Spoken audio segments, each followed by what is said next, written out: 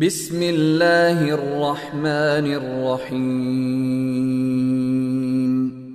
നോക്കൂ നിങ്ങൾ, റസൂലുള്ള പറയുന്നു, ശാപവാക്കുകൾ ഉന്നയിക്കുന്നവരെ, ശാപം അധികമായി പറയുന്നവരെ, കുഞ്ഞൊന്ന് ചായ കമത്തിയാൽ, കുട്ടിയൊന്ന് ഭക്ഷണം കഴിക്കാതിരുന്നാൽ, കുട്ടിയൊന്ന് ഉറങ്ങിയതിനെ ഒന്ന് എണീപ്പിച്ചാൽ, എന്റെ പ്രിയപ്പെട്ടവരെ, ആ കുഞ്ഞിനെ ശപിക്കുന്നവർ ശ്രദ്ധിക്കുക, ആലോചിക്കുക. ആ സമയം ഒക്കുകയാണെങ്കിൽ, ആ നേരം ഒക്കുകയാണെങ്കിൽ ആ ശാപം സംഭവിക്കുമെന്നാണ് മഹാന്മാര് പറയുന്നത്, ഉസ്താദന്മാര് പറയുന്നത്.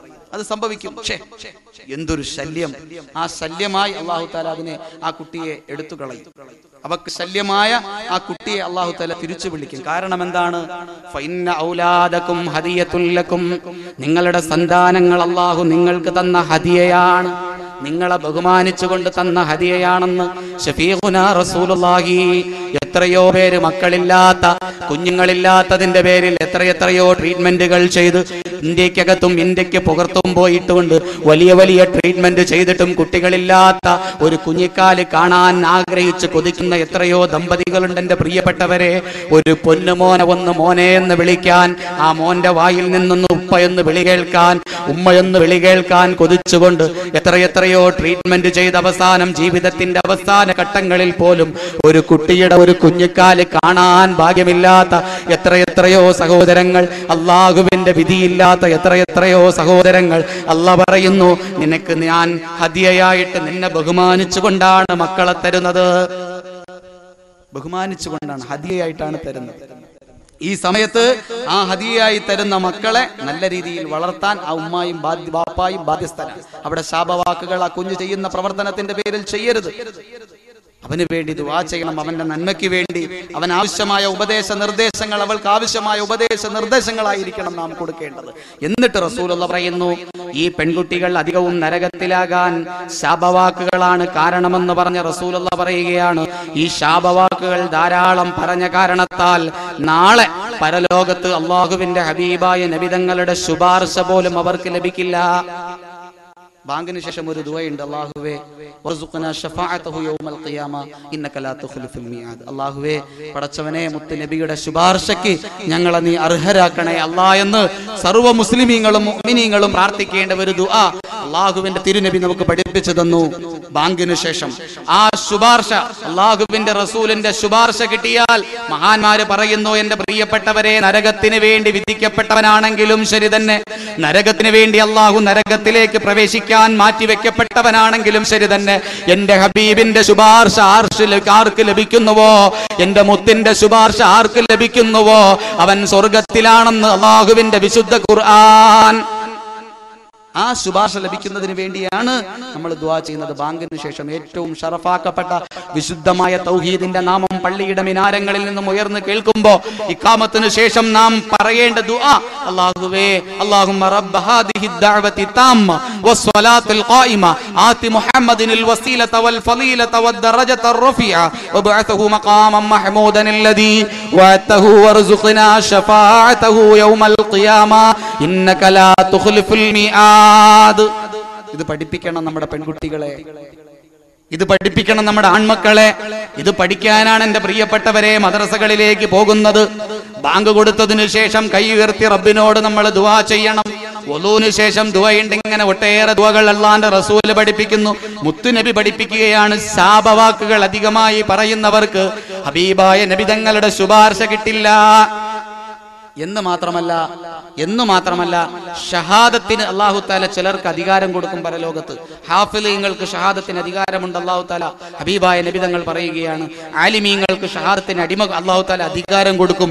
അതുപോലെ തന്നെ അല്ലാഹുവിന്റെ മാർഗത്തിൽ യുദ്ധം ചെയ്ത് മരണപ്പെട്ട ധീര രക്തസാക്ഷികൾക്ക് അല്ലാഹു തആല സാക്ഷി നിൽക്കാൻ അവകാശം കൊടുക്കും. എന്നു മാത്രമല്ല, ഈ സമുദായം മുഴുവനും, ഈ ഉമ്മത്ത് മുഴുവനും, ഞാനും നിങ്ങളും ഉൾക്കൊള്ളുന്ന അല്ലാഹുവിന്റെ ഹബീബായ നബി തങ്ങളുടെ ഉമ്മത്ത് മുഴുവനും സാക്ഷികളാണ് ഇതര സമുദായങ്ങൾ. എന്നാൽ ഈ സാക്ഷി എന്നുള്ള വിശുദ്ധമായ പദവിയിൽ നിന്നും അല്ലാഹു ജല്ല ജലാലു ചിലരെ തടയും. ആ തടയുന്നവർ ശാപവാക്കുകൾ ഉന്നയിക്കുന്നവരാണെന്ന് ഹബീബുനാ റസൂലുള്ളാഹി സ്വല്ലല്ലാഹു അലൈഹി വസല്ലം.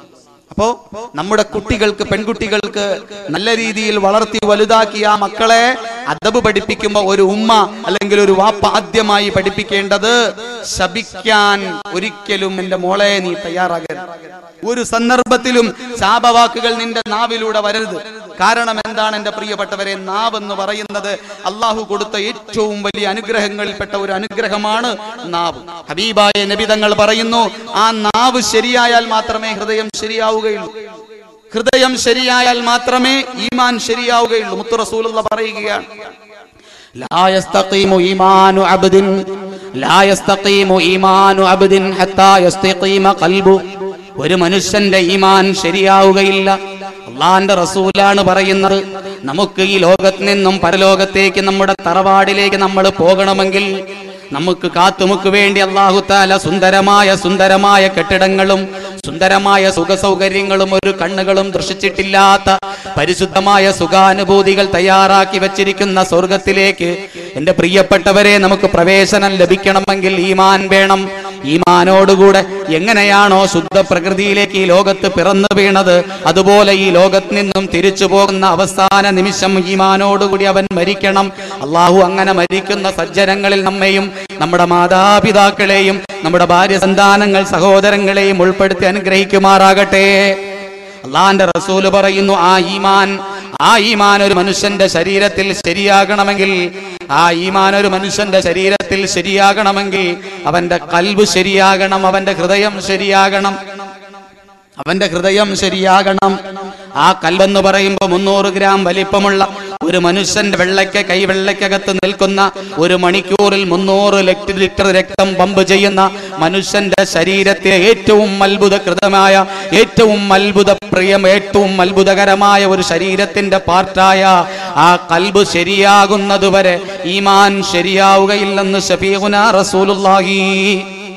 സഹാബത്ത് ചോദിച്ചു, യാ റസൂലല്ലാഹ്, എങ്ങനെയാണ് കൽബ് ശരിയാവുക നബിയേ?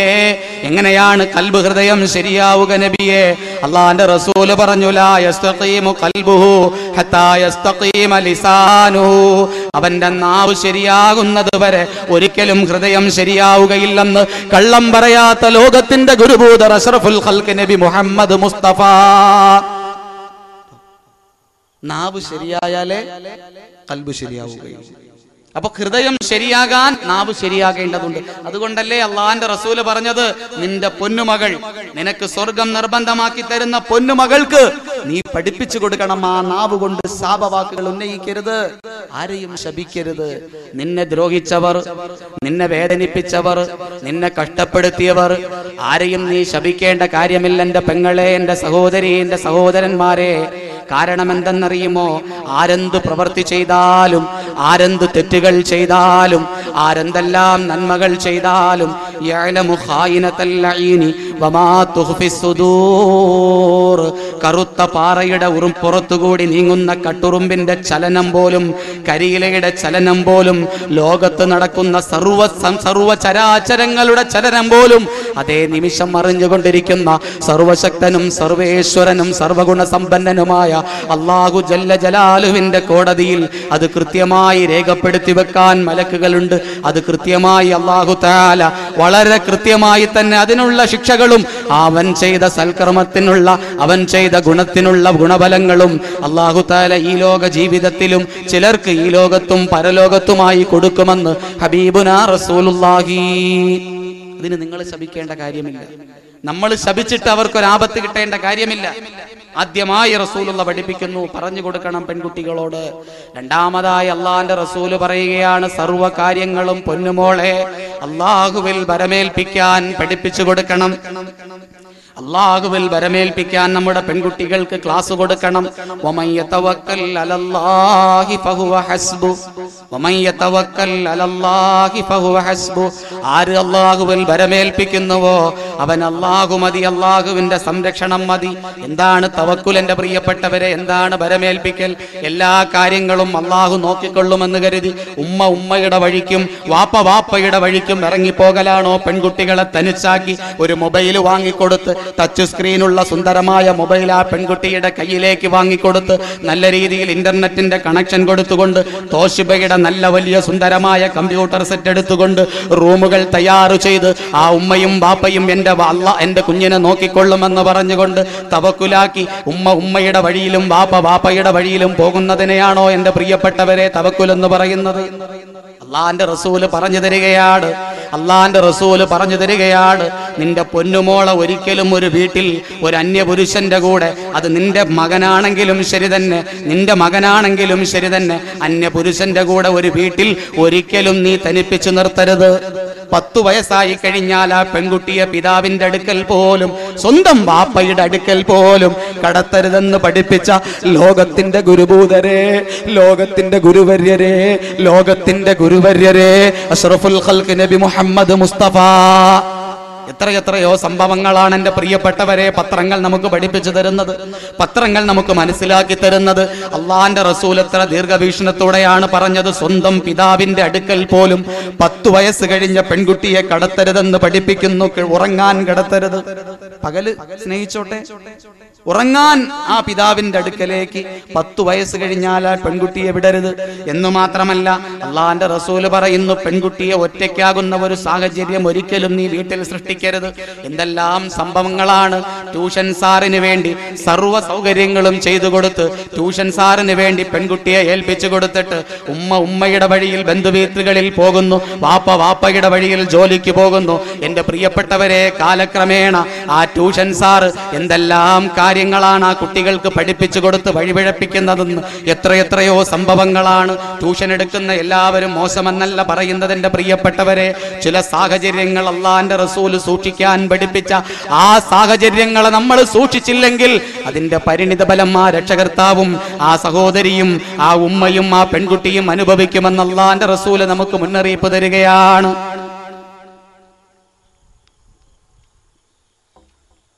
തവക്കുൽ. അപ്പൊ എന്താ തവക്കുൽ? എന്താ തവക്കുൽ? സൂക്ഷിക്കേണ്ട കാര്യങ്ങളെ സൂക്ഷിച്ചുകൊണ്ട് അള്ളാഹുവിലേക്ക് ഏൽപ്പിക്കുക, അള്ളാഹുവിലേക്ക് ഏൽപ്പിക്കുക. മുത്തുനബി അതിനൊരു ദുആ പഠിപ്പിച്ചു തന്നിട്ടുണ്ട്, പെൺമക്കൾക്ക് പഠിപ്പിച്ചു കൊടുക്കാൻ. അള്ളാഹിന്റെ റസൂൽ സ്ഥിരമായി ചെയ്യുന്ന ദുആയായിരുന്നു. തന്റെ മകൾ ആയിഷ, തന്റെ മകൾ ഫാത്തിമ ബീവി റളിയല്ലാഹു അൻഹയ്ക്ക് അള്ളാഹിന്റെ റസൂല് പഠിപ്പിച്ചു കൊടുത്തു ഈ പ്രാർത്ഥന. തന്റെ മക്കൾക്ക് അള്ളാന്റെ റസൂല് പഠിപ്പിച്ചു കൊടുത്തു ഈ ദുആ. ഫാത്തിമ ബീവി റളിയല്ലാഹു അൻഹ തന്റെ മക്കൾക്ക് അത് പഠിപ്പിച്ചു കൊടുത്തു, അവരുടെ മക്കൾക്ക് പഠിപ്പിച്ചു കൊടുത്തു.